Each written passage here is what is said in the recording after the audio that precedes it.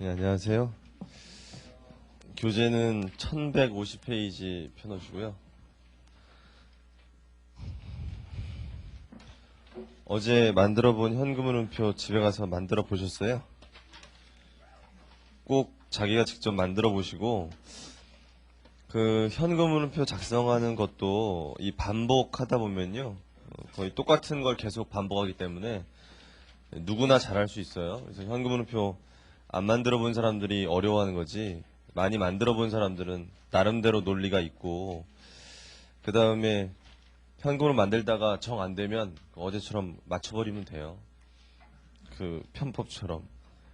그러니까 현금흐름표가 안 맞는 이유가 몇 가지 때문에 그렇잖아요. 다 제대로 했는데 뭘 잘못해가지고 이게 안 맞는 거 아니에요. 근데 현금흐름표 분명히 정답이 있잖아요. 현금이 증가했는지 감소했는지 알잖아요, 우리. 전체적으로. 그게 영업활동이냐, 투자활동이냐, 재무활동이냐가 문제인 것 뿐이지, 현금이 증가했는지 감소했는지 다 보이는 거 아니에요, 대차대조표에서. 보이는 거고, 단지 이걸 활동별로 이렇게 분류하는 과정에서 다 잘못하는 것도 아니고 일부가 잘못돼서 안 맞고 막 이러는 거 아니에요, 답답하게. 그럴 때 맞춰버리면 돼요. 맞춰버리면 되고, 중요한 거는 큰 흐름만 알면 되거든요. 그래서 여러분들 현금으로 작성하는 걸 꼭 많이 연습해 보시면 실력이 향상 될 거고, 1150페이지 제 4절에 현금으로 작성의 세부적 고찰은 세부적인 것들, 지엽적인 것들이 나와 있기 때문에 해야 될 것만 하시면 돼요. 제가 나중에 해도 될 것들은 안 할 거기 때문에 여러분 볼 것만 말씀드릴게요. 그리고 설명해 드리고, 거기 첫 번째 거 보세요. 외화 현금의 환산 차익 차손. 걔는 어려운 게 아니에요. 어려운 게 아니라서 할게요. 요번에 그 현금흐름표 기준이 이렇게 개정이 되면서 이게 바뀐 거거든요. 예전엔 이게 없었는데 요번에 추가된 거예요. 추가돼가지고 거기다 밑줄 하나 치세요. 일단 거기 세 번째 줄 끝에요. 세 번째 줄 끝에, 따라서 기업회계 기준에서는 외화현금에 대한 환산 차손이익을 경영활동한 구분해서 별도의 조정 항목으로 표시하도록 규정하고 있다. 그다음 밑줄 쳐놓으시고요. 이 문제는 그 밑에 예제가 있는데, 이 문제는 회사가 거기 1151페이지 현금 및 현금성 자산에 외화가 없다면 생기지 않는 문제예요. 거기 1151페이지 보시면 회사가 현금 및 현금성 자산을 갖고 있는데, 기초와 기말에 이 회사는 어떤 것 때문에 문제가 되는 거냐면, 지금 그 금고 안에 있는 현금이 원화로만 돼 있는 게 아니라 외화도 있었던 거예요. 외화. 금고 안에 외화가 있으니까 금고 안에 100불이 있는데, 이거를 처음에 우리가 받을 때는 환율이 1000원이었는데, 그래서 10만 원인 줄 알았는데, 보유하고 있다 보니까 지금 환율이 1200원 되면, 환율이 올랐으니까 우리 기분은 어때요? 이 100불을 금고 안에 돈을 갖고 있는데 환율이 이거일 때 받았었는데 지금은 이게 됐어요. 기분은 어때요? 좋죠? 달러를 갖고 있는데 가격이 올라가니까 결국 곱하면 뭐가 증가한 것처럼 보여요. 현금이 증가한 것 같잖아요. 금액이 환산하면 현금이 증가. 근데 그건 무슨 활동에서 증가한 거예요? 아니죠. 그냥 환율이 오른 거죠. 그냥 외화 현금을 갖고 있는데. 그래서 얘는 그거에 대한 환산 차익이 잡힌 것을 영업활동으로 보지 말고 현금의 증가를 외화현금의 환산 차익으로 별도로 구분하라는 거예요. 활동으로 집어넣지 말고. 뭐 그런 개념인데, 일단 보세요. 1151페이지 보니까 자료가 현금, 현금자산 기초부터 기말까지 증가했죠. 얼마? 5만 원. 그게 답으로 들어가는 건 알겠어요, 일단? 일단 해답 보세요. 해답 보시면 약식 현금으로 표가 나오는데, 다른 거 보지 말고 맨 밑에 보세요. 맨 밑에 보시면 기초현금과 기말현금 나와 있죠? 봤어요? 그럼 기초연금, 기말연금 그렇게 적는 거 알죠, 이제? 그래서 기초에 10만 원, 기말에 15만 원 하니까 현금이 얼마 증가한 걸로 보이는 거예요? 5만 원 증가했다. 이렇게 된 거 아니에요, 지금?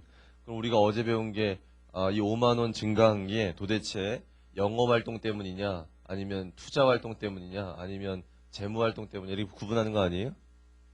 이 5만 원 증가한 거를 영업이냐, 투자냐, 재무냐, 이렇게 구분하는 거 아니에요, 그쵸? 그래서 거기 영업, 투자, 재무가 나와 있단 말이에요. 그런데 추가적으로 2번 보니까 단기 손익계산서의 외화현금에 대한 환산 차익이 10,000원 포함되어 있다. 그 분계를 해보면은 그 분계가 밑에 나와 있는데 해답에 거기 분계는 현금 및 현금성 자산이라고 분계했는데 그건 여러분 이해를 돕기 위해서 그렇게 분계한 거고요. 사실 실무적으로 분계한다면 현금이라고 했겠죠. 계정 과목이 현금 및 현금성 자산 이런 건 없어요. 우리 분계할 때는 원래. 근데 그냥 그렇게 대차들표에 분류하니까 편의상 그렇게 한 거예요. 현금이 환율 올라가서 늘어났다는 거 외화현금이 그것만큼 대변에 외화 환산 차익이다. 이런 게 이제 기준이 있었다는 거예요. 기말에죠, 기말에. 기말에 이렇게 분계겠죠, 기말에. 기말에 환율 올라간 것만큼 이렇게 해가지고 환산 차익. 환산 차익이 손익계산서로 갈 거 아닙니까? 손익계산서로 간다는 얘기는 그만큼 단기 순이익을 늘리죠. 단기 순이익을 늘리죠, 이게 단기 순이익. 그러면 결국 이 환산 차익 10,000원만큼이 그대로 어디 들어가 있다는 얘기, 단기 순이익에 들어가 있어요. 그 단기 순이익에 들어가 있고 그만큼 현금을 늘렸죠. 이게 현금이 유입되진 않은 거고 그냥 현금을 외화를 갖고 있는데 그 현금 금액이 올라간 거죠. 환율이 올라가가지고. 무슨 얘기인지 알아요 지금? 그랬을 때 그럼 이게 단기 순이익에 포함이 돼 있고요. 이거를 만약 활동 구분을 안 하는데 영업활동으로 본다라고 그냥 가정하고요 제가. 이걸 영업활동으로 보고 현금이 들어왔다면 그렇다면 이거를 만약 그렇게 본다면 어떻게 하면 되죠? 그렇게 본다면 간접법을 할 때 그냥 놔두면 돼요. 놔두면 알아서 단기 순이익에 포함되어 있기 때문에 자연스럽게 무슨 활동으로 가요? 영업활동으로 가죠. 조정하지 않으면. 영업활동에 현금 흐름으로 가니까 그냥 가면 돼요. 만약에 그렇게 본다면. 그래서 그렇게 할 건데 얘는 잘 보니까 이게 어떤 활동 때문에 현금이 들어온 게 아니잖아요. 현금 갖고 있는데 이게 환율 올라가서 현금이 늘어난 거지. 그러니까 이건 활동 구분하지 말자. 영업활동으로 보지 말자 이런 얘기예요. 그러니까 단기 순이익에 포함되어 있는 10,000원을 일단 어떻게 하겠어요? 일단 제거해야죠. 영업활동에 현금 흐름 안 가려면. 영업활동 현금 흐름을 분류할 때는 이걸 제거시키자는 거예요. 단기 순이익에선 제거시키자. 그 대신 얘 때문에 현금이 늘어난 건 분명히 맞으니까 얘가 늘어난 걸 확인시켜 주려면 여기다 10,000원만큼 적어서 별도로 그걸 외화가 아니라 거기 외화현금의 환산 차익 이렇게 적으면 여기 활동에 들어가 있는 현금 흐름 더해봐야 안 나오거든요. 10,000원만큼 더 늘어난 거는 기말 현금이 환율 올라서 늘어난 게 있다. 얘가 별도로 구분하잖아요. 별도로. 이렇게. 활동에다 집어넣지 말고. 그런 개념인데요. 출제 가능성은 아주 낮죠. 이게 개정돼서 처음 들어가서 뭐 기업들이 기말에 외화현금을 갖고 있는 회사들이 많은 건 아니기 때문에 이런 문제들이 많이 발생하지 않으니까 중요성은 떨어지는데 그래도 새로운 개념이 하나 들어가는 거기 때문에 여러분들 이게 개정이 확정되게 되면 그 뒤에는 좀 주의 깊게 한번 보세요. 그래서 거기 활동에 대한 현금은 주어져 있는 거 그냥 집어넣으시면 되고요. 집어넣으시고 얘까지 고려하니까 딱 50,000원 나오고 이렇게 돼 있어요. 이거 밑에 해답이. 넘어가겠습니다. 요거는 넘어가시고 다음 페이지 두 번째 투자활동의 현금 유출. 요거 어제 질문하신 분이 있던데 저한테 그거 투자활동 현금 한번 보세요. 거기 뭐가 있나. 거기 뭐가 있냐면은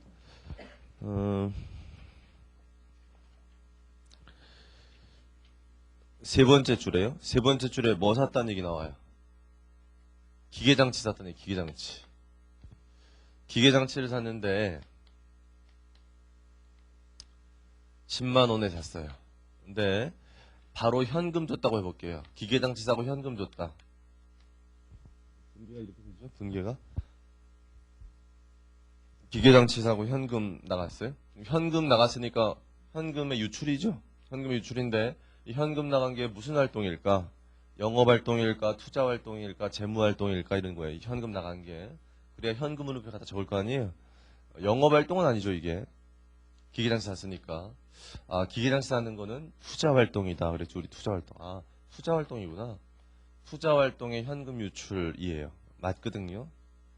그런데 이렇게 안 되고 말이에요. 회사가 기계장 샀는데 올해는 돈을 안 줬어요. 현금을 지급하지 않았어요. 현금을. 기말까지. 그럼 기말연재 미지급금이 잡혀 있을 거 아니에요. 미지급금이. 기계장 샀으니까. 매입 채무가 아니라. 이렇게 해놓으니까 현금 흐름이 없죠. 기계장치 증가했고 미지급금 증가했는데 현금은 왔다 갔다 안 했잖아요. 이런 걸 어제 우리 뭐라고 불렀죠? 이런 걸? 현금에 유출입이 없는 거래요. 현금에 유출입이 없는 거래이기 때문에 얘는 현금 흐름표에 표시가 안 돼요. 현금이 들어오거나 나간 게 없잖아요. 적을 데가 없잖아요. 그래서 이런 건 현금 흐름표에 기록할 데가 없으니까 어디다 하자 그랬죠? 주석으로 공시하자. 현금에 유출입이 없는 거래로. 그래서 어제 뭐 현물출자라는 거 해봤잖아요. 현물출자. 토지 받을 때 자본금 늘어나는 거. 그거 해봤죠 어제. 그거 같은 거 이게. 그렇죠. 그런데 나중에 가서 다음 연도에 가서 이 미지급금을 언젠가 줄 거 아니에요. 언젠가 줄 거니까 현금 나갈 거 아니에요. 미지급금 줄 때. 그럼 미지급금 10만 원이 나가고 이렇게 현금 나갔어요. 그럼 현금이 나갔죠. 이렇게 미지급금 없어지면서. 현금 나간 거 현금 유출이잖아요. 무슨 활동이에요? 현금 유출. 돈 나갔잖아요. 영업활동이에요? 투자활동이에요? 재무활동이에요? 이게 좀 애매하죠? 영업활동은 아니에요. 그렇죠? 영업활동은 아니고 투자활동일까? 재무활동일까? 어제 우리 미지급금은 무슨 활동을 했어요? 미지급금은 재무활동이라고 했지? 재무활동. 미지급금은 어제 분석할 때 어제 푼 문제에서 미지급금은.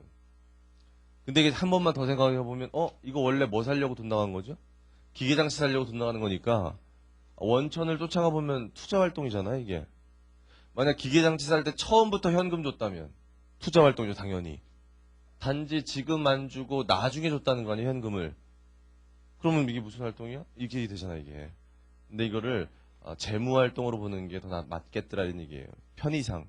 왜냐하면 이 현금 나간 거를 미지급금 상환했을 때 그 미지급금이 어떻게 생겼는지를 일일이 쫓아가려면 너무나 힘들다 이런 얘기예요. 아니 거기 나와 있는 얘기는 단기에 나간 거는 미지급금 생겼다가 기말에 미지급금 안 남고 그냥 바로 없어지니까 그 처음에 나온 얘기는 그 얘기고 그 밑에 나온 얘기는 기말까지 미지급금을 주지 않았어요. 기계장치에 대해서. 그러니까 이게 2000X 1년이고 2000X 2년이고 이렇게 되면 다음 연도에 가서 현금 줬잖아요. 다음 연도에. 그럼 다음 연도에 현금 나간 거를 이게 왜 나갔지? 하면 전년도 걸 확인해 봐야 되잖아요. 전년도에 미지급금이 왜 생겼는지를 확인해 봐야 될 거 아니에요. 이렇게. 근데 그게 힘들거든요. 미지급금이. 미지급금이 왜 생겼는지를 일일이 쫓아다니면 힘들어요. 또 미지급금이 생기는 게 꼭 투자활동 때문에 생기는 것도 아니거든요. 또 다른 것 때문에 미지급금이 생길 수도 있거든요. 그래서 이거를 그렇게 구분한다는 게 현실적으로 힘들기 때문에 재무활동으로 보는 게 더 타당하겠다 이제 이런 얘기인데 거기 밑에 읽어보면 근데 이걸 이렇게 생각해보세요. 그러면 이걸 재무활동을 볼 수 있는 근거가 이렇게 생각하시면 돼요. 두 번만. 기계장치를 처음 살 때 그 사람한테 현금 줬어요. 우리가 현금을 주고 나서 그 사람한테 뭐라 그랬냐면은 야 너한테 현금 주고 나니까 돈이 없다. 현금 10만 원만 빌려줘. 현금 10만 원 다시 빌렸어요. 현금 10만 원 주고 현금 10만 원 다시 빌린 거 아니에요. 그리고 아직 안 줬죠. 돈을. 그 다음에 나중에 돈 준 거야 이렇게. 그럼 결국 뭐 한 것처럼 볼 수 있어요. 재무활동한 것처럼 볼 수 있잖아요. 당장 현금 주고 살 거를 걔한테 현금 주고 야 돈이 없으니까 내가 다시 돈 좀 빌리자. 이렇게 한 거 아니에요 지금. 그렇게 생각한다면 재무활동으로 보는 게 그게 또 무리도 아니거든요 이게. 그래서 이게 바로 그 외계년도에 기계장치 샀을 때 돈 나갔다면 투자활동으로 보는 게 문제가 없는데 기말까지 돈이 안 나간 상태에서 있다가 내년도에 돈 나가면 이거를 분석한다는 게 애로사항이 있잖아요.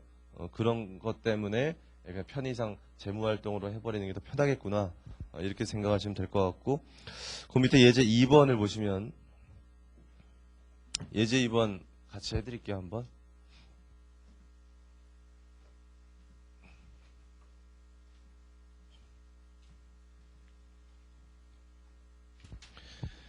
설비자산이 있고 미지급이자산 활동 구분 먼저 해볼까요? 설비자산은 무슨 활동과 관련돼 있어요?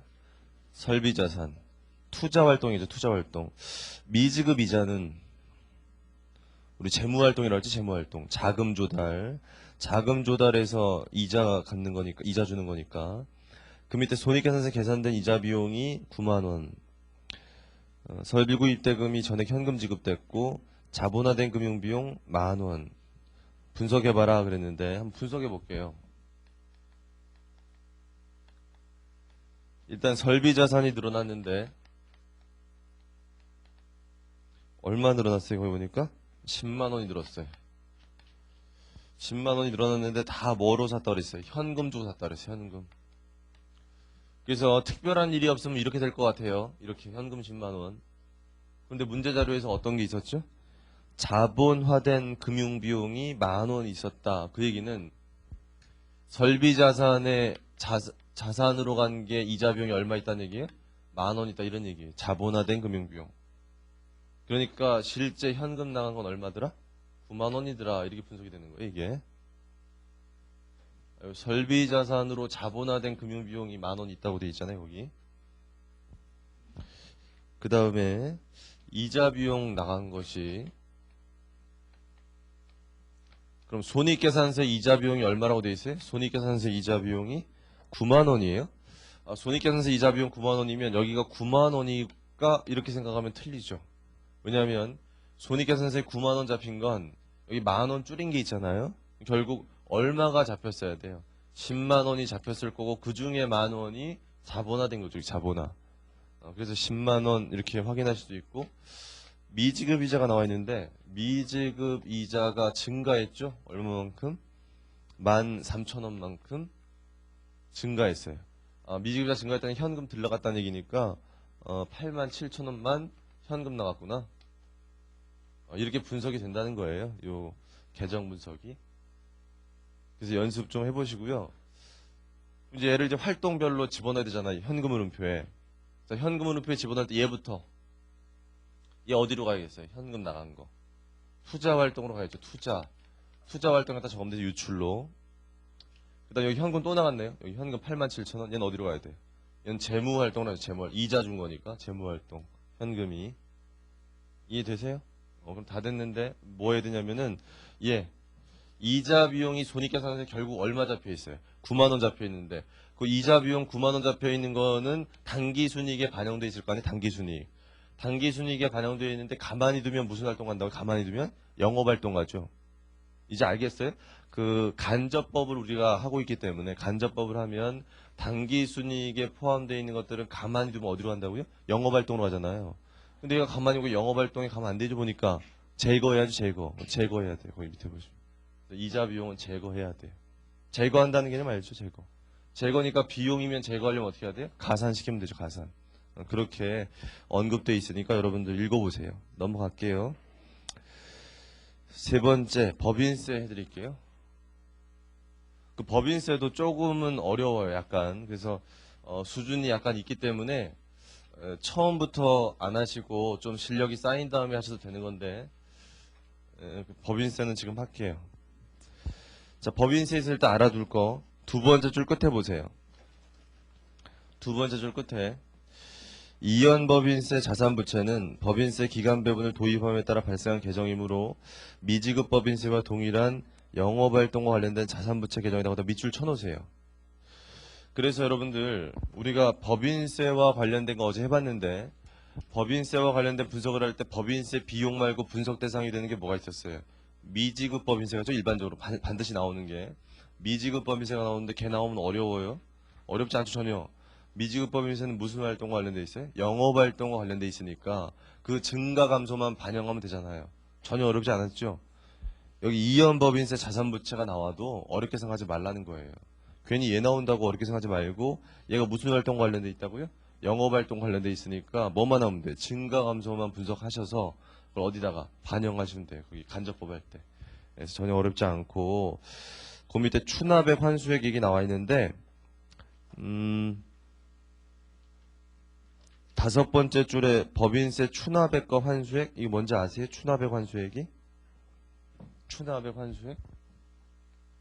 법인세 추납액 환수액? 2003년, 2004년 있을 때 2003년도 세금 언제 내요? 2003년도 법인세? 2003년도 법인세를 언제 납부하죠, 우리? 2004년에 납부하는 거 알죠, 여러분들? 중간 예납이라는 건 있을 수 있는데 결국 결산해서 세금 내는 건 결산하고 나서 세금 내잖아요, 우리. 맞죠? 그래서 결산하고 법인세 세무조정 들어가요. 그래서 요때 세금을 내는데 문제는 일반적으로 이게 3월 달이고 문제는 여러분 이거 이 생각 해봤어요? 3월 달에 법인세를 내는데 1, 2월에 우리가 뭐 하죠? 1, 2월에? 결산해서 재무제표를 만든단 말이에요.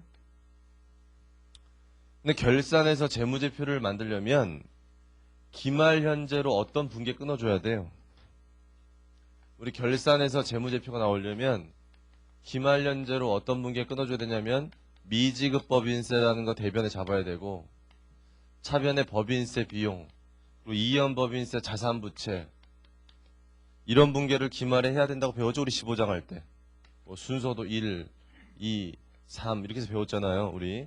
그래야지만 2003년 말 기준으로 뭐가 나오겠어요? 재무제표가 나오겠죠. 이걸 잡아야. 근데 되게 웃긴 게 이 분계를 하려면 뭐를 알아야 돼요? 세금 낼 게 얼마인지 알아야죠. 세금 낼 게 얼마인지 알아야 되는데 세금은 결산 끝난 다음에 계산한다면서요, 이게. 그럼 세금은 결산 끝난 다음에 계산해서 낸다고 하면서 결산할 때 또 이걸 알아야 된대요. 그게 이상하죠, 좀. 그런 생각 해본 적이 없죠, 지금. 해보세요. 해보면 아니 결산이 끝나야 당기순이익이 나오고 당기순이익 가지고 세금 계산해야 세금 내고 그런데 다시 보니까 이때 또 세금을 알아야 되고 뭐 이러잖아요. 그래서 실무적으로는 어떻게 하냐면요. 그 결산 작업을 할 때 기업들도 세금 계산을 미리 해요. 이때 세금은 낼 거지만 결산을 위해서 세금 계산을 해요. 법인세를. 그리고 공인회계사들도 감사를 할 때 이때 세무조정은 하지만 정식으로 미리 약식 세무조정을 해요. 얼마 회사가 세금을 내야 되는지 미리 계산을 해봐야 결산이 가능한 거예요. 그래서 요때 세금 계산을 미리 한단 말이에요. 그러면 문제가 뭐냐면 2003년에 이런 회계처리 한 다음에 2004년에 실제 세금 낼 때 말이에요. 실제 세금을 현금으로 납부할 때 이때 전년도에 잡았던 이 미지급 법인세가 전혀 틀리지 않고 딱 맞다 하면 지금까지 계속 그렇게 했죠. 여기 미지급에서 10만 원 잡혔을 때 정말로 내야 될 세금이 딱 10만 원이라면 10만 원만 나가면 전혀 문제 없잖아요. 그런데 이때는 결산할 때 세무조정한다는 것이 간단하게 하기 때문에 이걸 아주 정식으로 하는 게 아니기 때문에 이때 미처 고려하지 못한 사항들이 생겨서 이때 실제 세금 낼 때 계산해 보니까 달라질 수가 있어요. 무슨 얘기냐면 미지급 법인세 잡아놓은 거하고 실제 세금 내는 금액이 달라질 수 있어요. 예를 들어서 여기 11만 원 낼 수가 있어요. 세금을. 미지급 법인세 10만 원밖에 안 잡았는데. 무슨 얘기인지 알아요? 그러니까 우리가 이때 세무조정을 제대로 해가지고 세금 계산했으면 이때랑 똑같으면 문제 없잖아요. 근데 이때 미리 하는 거기 때문에 이때 제대로 했을 때와 달라질 수가 있더라는 얘기예요. 그럼 이때 잡아놓은 것보다 세금을 덜 내거나 세금을 덜 낼 수 있죠. 제가 더 내는 걸 했는데 그러면 얘 없어지는 거하고는 얼마 차이 나요? 그러면 만 원만큼 차이 나잖아요. 만 원만큼. 이렇게 세금 더 냈죠. 이런 걸 법인세 추납액이라 해요. 추납액. 이럴 때. 법인세 추납액. 더 내게 됐잖아 이게. 그 다음에 오히려 다시 해보니까 세금을 덜 내게 됐어요. 오히려. 그럼 이쪽에 뭐가 나오겠어요? 법인세 환수액 이런 게 나오는 거예요. 계정 과목이. 그래서 그 가로 안에 써 있잖아요. 그렇게.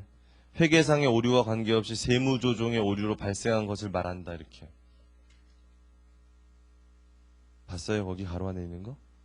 그게 바로 우리가 세무조정할 때 약간의 차이 때문에 생기는 거다. 이렇게 생각하시면 돼요. 왜 생기는지 알겠죠?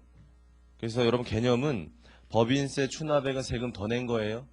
법인세 환수액은 세금 덜 낸 거고요. 그렇게 생각하시면 돼요. 근데 얘네도 결국에는 뭐 낸 거예요? 세금 낸 거죠, 법인세. 법인세랑 관련된 거고. 근데 얘네들이 중요한 거는 법인세 비용으로 잡히지 않는다는 거예요. 영업 외손익으로 가지 법인세 비용으로 안 간다고. 손익계산서에 얘네들이 법인세 비용은 어디 있어요? 거기 경상손익 밑에 있잖아요. 거기서 빼도록 돼 있잖아요. 근데 얘는 영업외 손익으로 쪽으로 한다.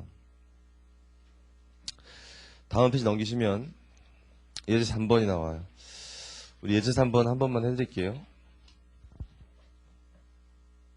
예제 3번에 좀 고칠 게 있더라고요. 고칠 게 있어서 고쳐드릴게요. 제가 같이 풀면서.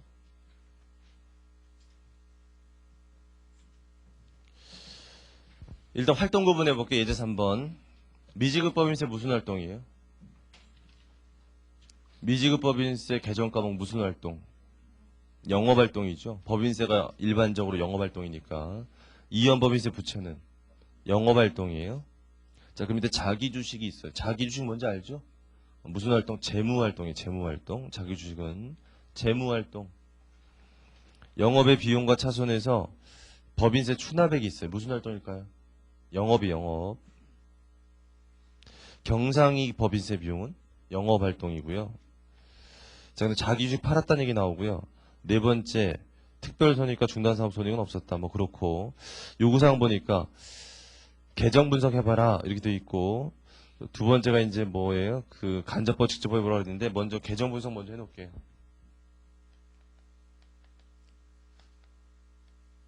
일단 뭐가 있냐면은 자기 주식 팔았다는 얘기가 있어요. 여기에서 그거 분기해둘게요. 자기 주식 팔았다. 자기 주식 얼마짜리 팔았대요?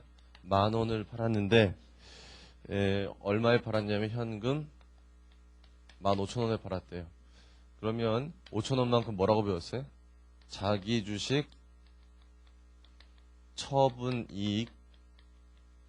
자, 자기 주식 처분이익은 어디 속하죠, 우리 이거? 이거는 이익 어디 속해 이거?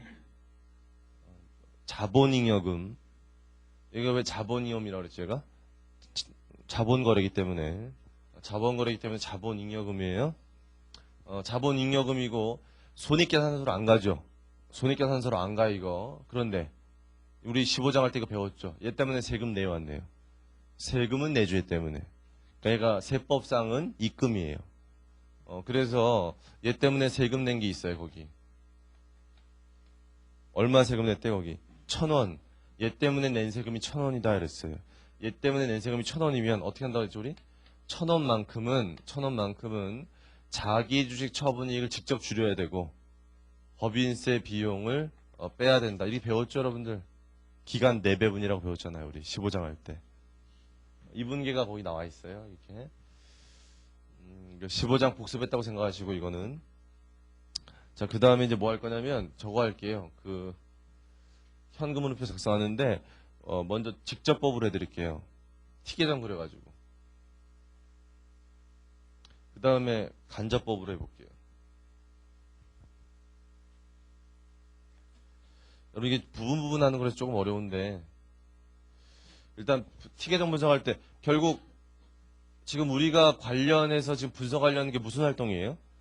이 지금 영업활동 중에서도 영업활동 중에서 직접법으로 한다면 이게 뭐랑 관련된 활동이냐면 법인세와 관련된 활동이죠. 결국 여기서 찾고 싶은 건 뭐냐면 법인세 때문에 현금 나간 게 얼마냐 이걸 찾고 싶은 거예요.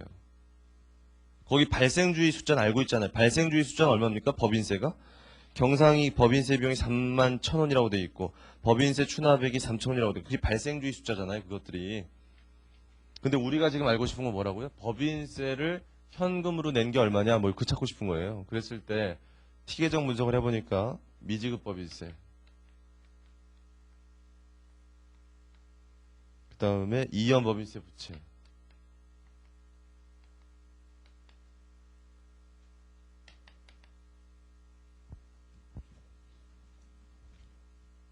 자 이렇게 됐어요. 이렇게 되면 자, 미지급 법인세 먼저 적어 볼게요. 미지급 법인세가 기초에 얼마예요? 10,000원.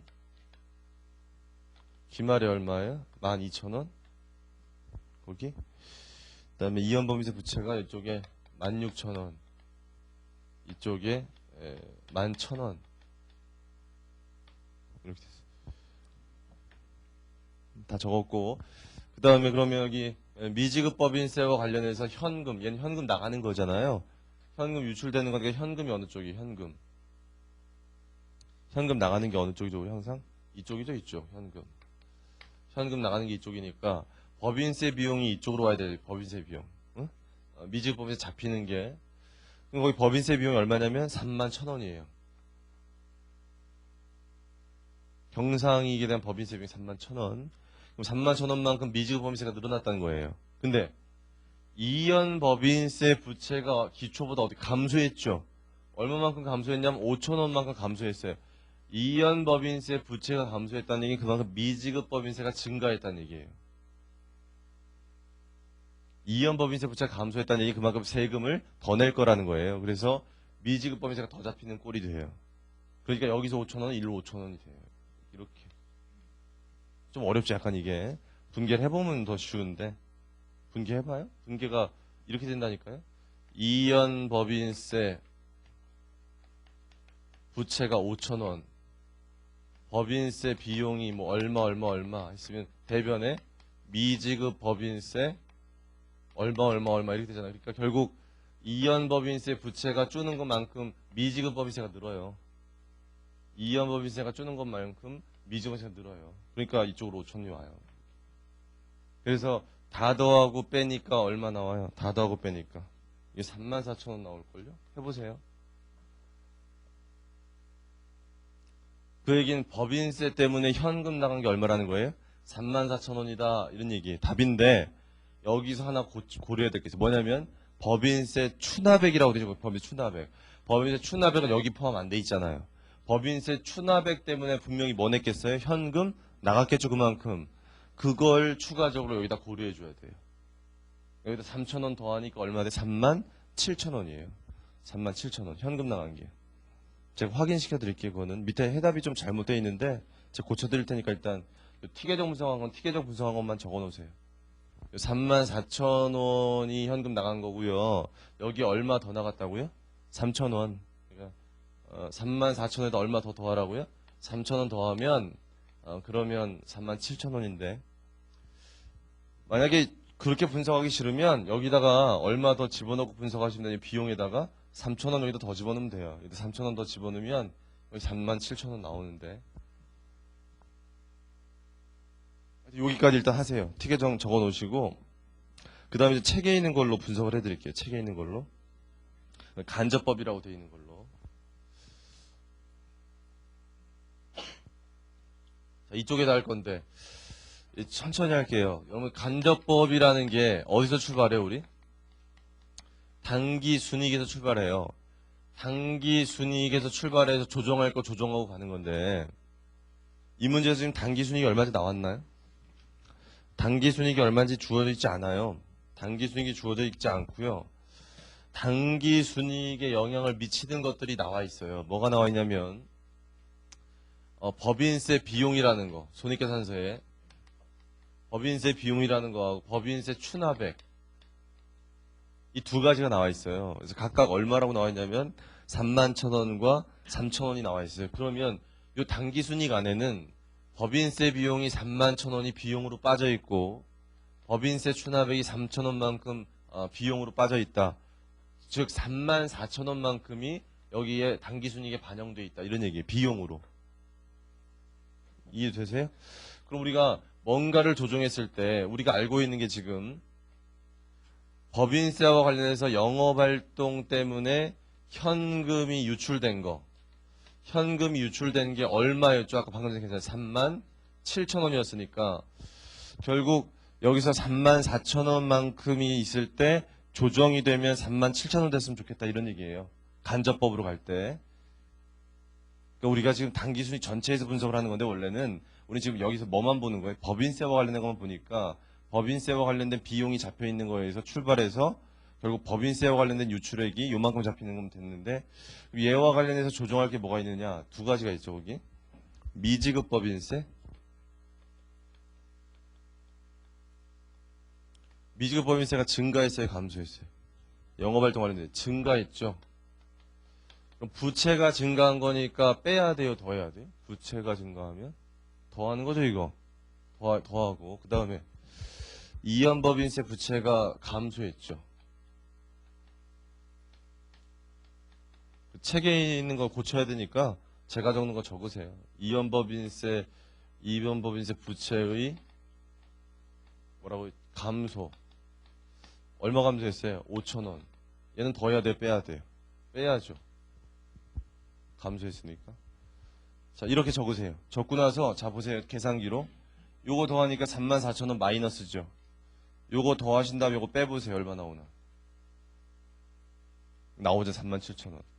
결국 당기순이익에 포함된 이 항목들을 두고 요 관련되는 계정 과목의 증감, 이 영업활동과 관련돼 있으니까 증감을 분석하니까 얘가 딱 나오더라 이 얘기예요. 우리가 직접 법으로 했을 때 37,000원 현금 나가야 된다고 생각됐던 게 이렇게 분석했을 때 나오더라 이런 얘기죠. 간접법에서도.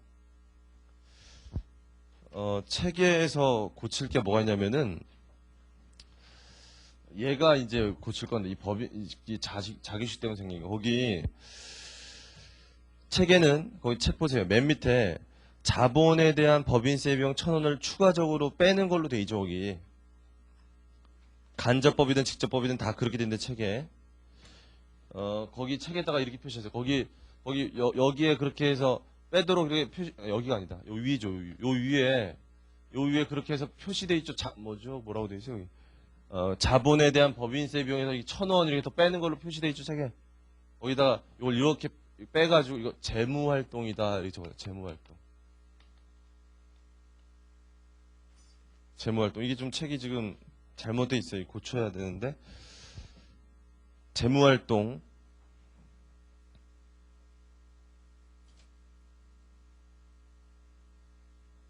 재무활동이라고 일단 적어보세요. 재무활동. 그럼 1155페이지 보세요. 1155페이지. 거기 네 번째 줄에 해당 밑에 네 번째 줄 한편이라고 되어 있는데 법인세 등의 납부에 따른 현금 흐름은 영업활동 현금 흐름이다. 대부분이 그래요. 그렇지만 투자활동 또는 재무활동 현금 흐름과 관련된 법인세 상당액을 명백히 구분이 된다면 그 부분만큼은 투자활동이나 재무활동으로 분류하는 게 맞다라는 얘기가 나오고 그 밑에 사례가 있는데 그건 여러분 혼자 보시고 근데 여기 잘 보니까요. 여기 분명히 이거 뭐 때문에 낸 세금이죠 이거? 자기 주식 처분해서 낸 거죠 이거? 자기 주식을 처분하는 건 무슨 활동이에요? 재무활동이죠 재무활동. 그럼 이건 분명히 재무활동 때문에 낸 세금이잖아요. 우리가 일반적으로 법인세는 무슨 활동으로 본다 그랬어요? 투자활동으로 영업활동으로 봐요. 그 이유가 법인세는 대부분 뭐 때문에 내기 때문에 영업활동 때문에 내요 세금을. 그런데 그래서 다른 활동하고 구분하기 힘든 것들은 다 영업활동으로 봐요. 그런데 얘는 분명히 구분되잖아요. 자기 주식 팔아서 세금 낸 거네. 이게 분명히 구분되기 때문에 이건 재무활동으로 보면 되겠다 이런 얘기예요. 그런데 이 법인세 비용 자체가 손익계산서에 잡히는 법인세 비용에서 빠지잖아 이 분계 때문에. 그게 무슨 얘기냐면 여기 31,000원에 저 1,000원이 포함돼 있어요? 포함이 안 돼 있어요? 포함이 안 돼 있죠. 빠졌으니까 이 31,000원에. 그러니까 이 31,000원에 빠져 있을 때 책은 저희가 이걸 영업활동으로 잘못 생각해서 1,000원을 포함시켜서 영업활동의 현금 흐름에 집어넣는 걸로 돼 있죠 답이. 그런데 여러분 생각해보니까 이 영업활동 아니잖아요. 영업활동 아니고 재무활동이 맞으니까 굳이 이걸 재무활동 현금 흐름에 집어넣을 필요 없잖아요. 그러니까 이걸 이렇게 빼시고 이걸 빼시면 얘가 얼마로 바뀌어요? 거기 얼마라고 되지 다음 페이지에 38,000원이라고 되죠. 38,000원. 그거를 얼마로 바꾸면 되겠어요? 37,000원으로 바꾸세요 지금. 37,000원으로 바꾸면 37,000원. 다음 페이지. 그러면 요 1,000원만큼은 여기 안 들어갔죠. 그럼 요 1,000원만큼은 어디 가서 기록해 주면 돼요? 재무활동의 현금 유출로 기록하면 되죠. 재무활동 가서 세금 낸 걸로. 그렇게 고쳐 놓으세요. 그리고 천천히 나중에 다시 한번 해보시면 돼요. 그래서 여러분 이 문제가 어려운 건 얘 때문에 어렵잖아요. 얘가 포함돼 있어서 좀 어려운 건데 얘 포함 안 돼 있다면 얘밖에 미지급법인세하고 이연법인세밖에 이 두 가지밖에 없다면 어려운 거 없어요. 둘 다 영업활동 관련된 자산이기 때문에 부채이기 때문에 증가감소만 분석하면 돼요. 넘어가겠습니다. 네 번째 중단사업손익과 특별손익은 안 하셔도 될 것 같아요. 그거는 당분간 안 보셔도 돼요. 넘기시고 1157페이지 종업원에 대한 현금 유출 개를 해드릴게요. 종업원에 대한 현금 유출 보세요 지금. 걔는 어렵지 않아요. 종업원에는 현금 유출.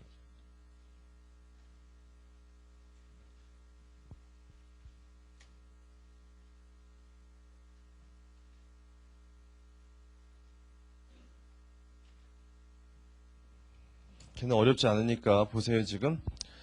자, 예제 5번 보시면 종업원 때문에 현금 나가는 게 뭐 있죠 우리? 종업원 때문에 현금 나가는 거 월급 주죠 월급. 또 퇴직금 주고. 그게 나와 있어요. 월급과 퇴직금. 그 밑에 개정 과목 보니까 퇴직급여 충당 부채가 있는데 무슨 활동일까요? 활동 구분해야 되니까 무슨 활동? 영업활동이죠 영업활동. 퇴직금 주는 거 영업활동이에요. 주식 매수 선택권 뭐예요? 이거 왜 생기는 거? 이거 어디 속하는 거? 주식 매수 선택권? 자본 조정이겠죠 이게. 무슨 교부형일 때 생겨요? 주식 교부형일 때. 차액 보상형이라면 장기 미지급 비용이 생기죠. 현금 나갈 거니까. 주식 교부형일 때 주식 매수 선택권이 생기는 거죠 우리. 그다음 그 밑에 판관비에 급여가 있고 퇴직급여가 있어요. 뭔지는 알죠 여러분들. 근데 주의할 거는 급여에 뭐가 포함되어 있냐면 주식 보상 비용이 포함되어 있어요. 주식 보상 비용이랑 개정 과목 기억나세요? 주식 보상 비용 우리 주식 매수 선택권 할 때 배웠었는데 그때 설명드릴 때 주식 보상 비용 결국 성격이 뭐라 그랬어요? 급여 성격이라고 얘기했죠. 보상적이기 때문에 그런 얘기 했어요 제가. 그럼 일단 분석을 하나 해보면 거기 주식 매수 선택권이 기초보다 기말에 얼마 늘었어요? 기초보다 기말에 5만 원. 주식 매수 선택권은 자본 조정에 있는 건데 이게 5만 원만큼 늘었죠 보시면. 얘가 늘었다는 얘기는 금액이었는데 뭘 잡았다는 얘기예요? 주식 보상 비용을 잡았다는 얘기예요. 분계가 기말에. 그런데 얘가 보니까 무슨 성격이라고요? 급여 성격이라서 거긴 지금 급여에 포함되어 있어요 이게 급여에. 그럼 급여가 17만 원인데 하나 물어볼게요. 그럼 우리 이제까지는 급여가 17만 원이면 얘 현금 나간 거예요 안 나간 거예요? 현금 나간 걸로 봤죠 이제까지. 얘가 다 나간 거냐 그랬을 때 뭘 확인해 봐야 돼? 그 위에 미지급 급여가 있느냐 미지급 급여. 그런 게 있으면 차이가 날 수 있는데 위에 보니까 미지급 급여가 없어요. 그러면 기본적으로 17만 원은 다 나간 거잖아요 현금이. 그런데 얘를 보니까 이제 아니 얘를 보니까 얘가 보니까 분명히 올해 급여가 잡혔죠 5만 원만큼. 현금이 나갔어요 안 나갔어요? 안 나갔잖아 이게. 현금이 나가지 않은 비용이죠 이게. 현금 유출이 없는 비용이니까 이걸 조정해 줘야 돼요. 그걸 여기서 가르쳐 주려고 하는 거고.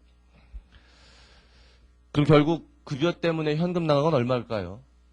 12만 원이겠죠 12만 원. 뭐 쉽게 계산이 되고요. 퇴직금 나간 거 계산해볼게요. 퇴직금. 퇴직금 나간 거는 퇴직급여 충당 부채라는 개정 과목을 분석해 보면 나오는데 퇴직급여 충당 부채라는 개정 과목 부채인데요. 거기 보니까 기초기말이 25만, 23만 이렇게 나와 있어요. 그럼 얘가 보세요. T계정 분석했을 때 현금이 이쪽 나가는 거죠. 현금. 그러니까 발생주의 비용이 여기 거 아니에요. 그럼 여기가 얼마예요? 퇴직급여 잡힌 게 퇴직급여 잡힌 건 10,000원이죠. 퇴직급여 잡힐 땐 현금 나가요, 안 나가요? 현금 안 나가죠. 퇴직급여 잡힐 때 현금 안 나가요. 나중에 퇴충 줄면서 현금 나가요. 더해보고 빼니까 3만 원만큼 현금 나가. 3만 원. 이게 현금 유출액이에요. 퇴직금 현금 나간 거. 이렇게 분석이 돼요. 자, 그러면 이 문제에서 직접적으로 종업원 때문에 현금 나간 건 총 얼마다? 3만 원하고 급여 때문에 현금 나간 거 12만 원하고 두 개 더하니까 15만 원 나간 거예요. 15만 원. 자, 그거를 간접법으로 하는 걸 한번 보여드릴게요. 제가 책의 해답에. 간접법이라는 건 출발점이 어디라 그래서 출발점이 당기순이익인데, 자, 당기순이익 안에는 모든 손익이 다 들어가 있잖아요. 그럼 이 문제에서는 포함되는 손익이 뭐 있어요? 급여가 있고 퇴직급여가 있어요. 퇴직급여가. 급여가 얼마 있어요 거기? 17만 원 있고 비용으로. 그 다음에 퇴직급여가 10,000원 비용이 있어서 얘네 둘 합치면 18만 원이잖아요.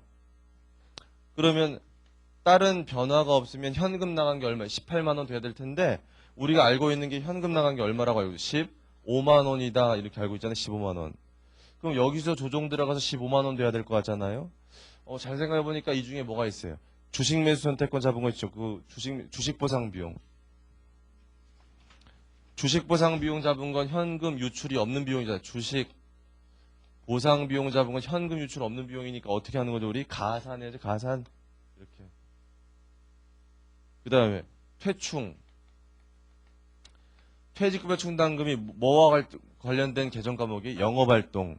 영업활동과 관련된 개정 과목 그 증가 감소를 분석하는 거죠. 우리. 증가 감소를 분석했더니 감소했죠. 2만 원만큼. 퇴충의 감소. 퇴충이 감소했으면 2만 원만큼 빼야 돼요? 더 해야 돼? 빼야죠. 부채 감소한 거니까 이렇게. 해보세요. 얼마 나와요? 이 나오잖아요. 이렇게. 이렇게 한다. 이런 얘기. 이 간접법이에요. 간접법이고 조언 하나 해드릴게요. 어제 했던 건데 어제 했던 것 중에 어제 이런 거 배웠죠. 우리. 영업활동과 관련된 개정 과목의 증가 감소를 반영했다면 그 영업활동과 관련된 것 때문에 생기는 비용이 현금 유출이 없는 비용이라 하더라도 그 개정 과목의 증감을 반영했으면 이걸 다시 여기다 가산시키면 안 된다. 그거 배웠죠. 어제 그거 관련된 게 뭐가 있었어요? 어제 대손상각비, 재고자산 감모차손 있었잖아요. 좀 어려운데 그거 있었는데 이 퇴직급여도 똑같아요.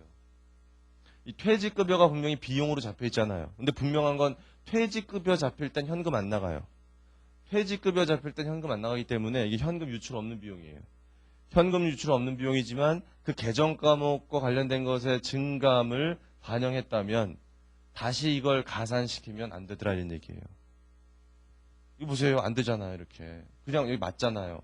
만약에 잘 보세요. 만약에 이 퇴직급여를 현금 유출 없는 비용이라고 다시 가산시켜 보면 여기 10,000원을 더해야 된다는 얘기죠. 이걸 다시 가산시킨다는 얘기는 없던 것처럼 만드는 거 아니에요. 이렇게 가산시키면 그러면 여기 분석을 어떻게 해줘야 되냐면 퇴직금 때문에 실제 현금 나간 걸 찾아줘야 돼요. 잘 보세요. 어떻게 하냐면 이게 10,000원이 비용으로 되어 있는 걸 다시 가산시키려면 여기를 2만 원이라고 하면 안 되고요. 저기 3만 원 현금 나간 거 있죠? 3만 원 현금 나간 걸 찾아서 3만 원이라고 써줘야 돼요. 이렇게. 그럼 맞죠. 아까처럼. 그런데 이걸 집어넣고 이렇게 분석하려면 이렇게 분석해야 되니까 어렵잖아요. 굳이 그렇게 할 필요 없잖아요. 우리는 그냥 손익계산서에 있는 단기순위 출발해서 요 개정 과목의 증가 감소만 반영하는 게 훨씬 편하잖아요. 그렇다면 이걸 다시 더하지 말라고요. 그걸 어제 많이 강조한 거예요. 여러분 그래서 요거 생각을 좀 잘 해보셔야 돼요. 공부하실 때. 넘어가고 1158페이지에는 채무면제이익은 나중에 하세요. 공부 더 많이 한 다음에. 잘 나오는 것도 아니고 1159페이지 외화 관련 손익도 나중에 하세요. 나중에. 공부 더 많이 한 다음에. 1161페이지에는 순증감액 있죠? 그거 혼자 읽어보세요. 쉬운 거예요. 그건 읽어보세요. 꼭 별거 아니니까. 8번은 읽어보세요. 집에 가서 다음 페이지까지. 1162페이지에 지분법 적용 투자주식 해드릴게요. 그건 할 거예요. 그건 하세요. 지금. 지분법 적용 투자주식.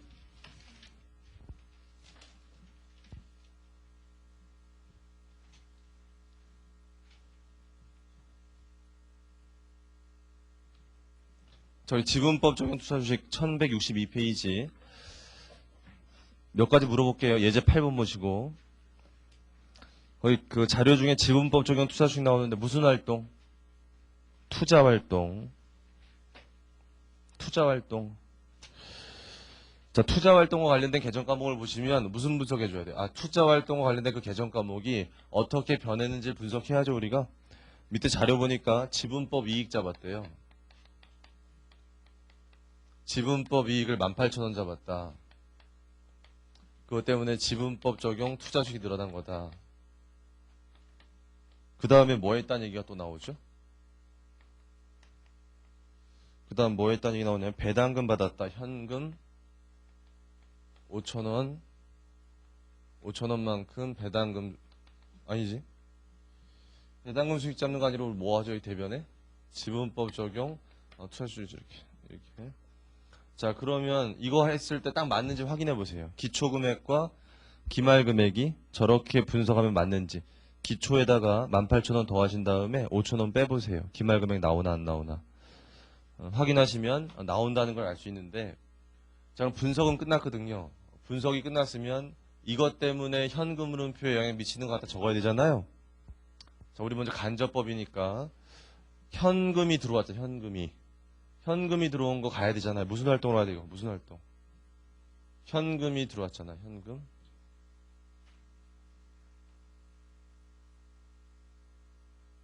우리 배당금 받은 거 뭐라 그랬어요?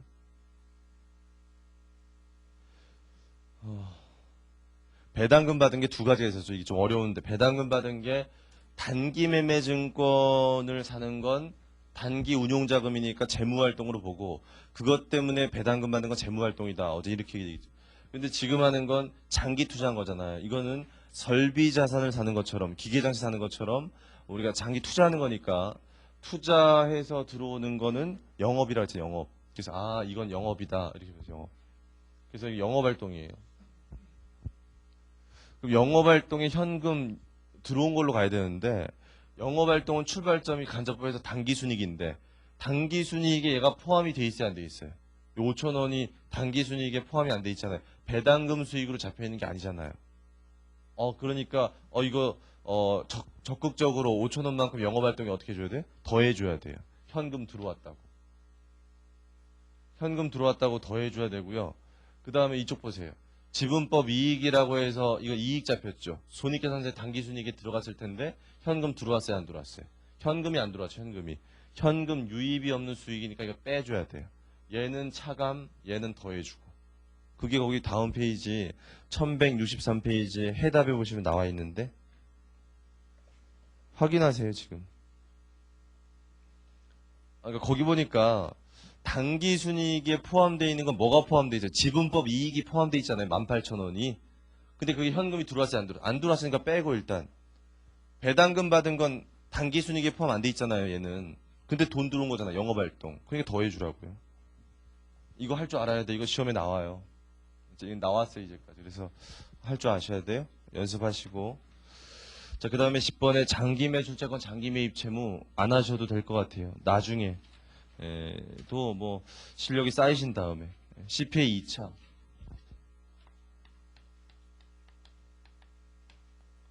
그렇게 해서 하시고 1165페이지 전기오류 수용소는 역시 똑같아요. 똑같이 나중에 현금으로 잘 하신 다음에 그다음에 1167페이지 회계병력 누적효과 똑같아요. 다 나중에 하세요. 그 뒤에 있는 것들은 그럼 일단 이제 끝나고 1170페이지 보세요. 1170페이지 보시면 연습문제 1번 있죠. 이거를 해보시는데 집에 가서 이게 이제 뭐랑 관련된 걸 강조하는 거냐면은 그거 강조했죠. 우리가 영업활동과 관련된 자산부채 증감을 반영했다면 영업활동과 관련된 그 계정에서 생기는 현금 유출이 없는 비용은 다시 가산시킬 필요 없다. 그 대손상각비 얘기했었잖아요. 그거에 대해서 자세히 설명한 연습 문제예요. 이 문제 1번. 그래서 풀어보시면 다음 페이지 방법 1, 2, 3번에서 자세히 나와 있고요.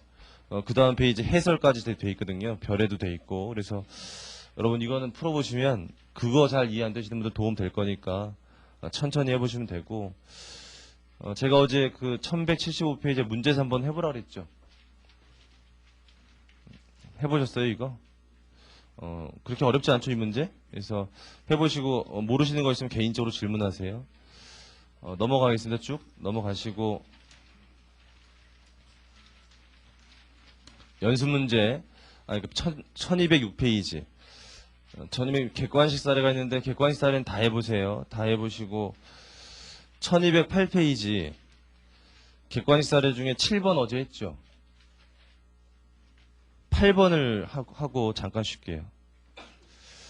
8번을 보면 8번은 또 무슨 법이에요? 8번 간접법이죠. 간접법은 단기순이익 출발해서 더하거나 빼거나 하는 거 다 아실 텐데 첫 번째 감가상각비 어떻게 해야 돼요? 현금 유출 없죠. 더해줘야 돼요. 가산. 대손상각비가 나와 있는데 주의해야 돼요. 대손상각비 현금 유출 없는 건 맞아요. 그럼 가산시킬 것 같은데 주의할 거는 매출 채권의 증감을 대차대조표 계정의 증감으로 반영했다면 대손상각비를 다시 가산시키면 안 된다 이런 얘기예요. 그래서 그 7번 보시면 매출채권 순액의 증가라는 게 나오기 때문에 걔를 고려하면 됐지 대손상각비는 고려하면 안 된다. 대손상각비는 무시하셔야 되고요. 그 밑에 퇴직급여가 나오고 퇴충의 증가가 나오죠. 그 똑같은 거예요. 지금 방금 했잖아요. 퇴충 했는데 퇴충의 증가를 반영했다면 퇴직급여가 현금 유출 없는 비용 맞거든요. 그렇지만 가산시킬 필요 없어요.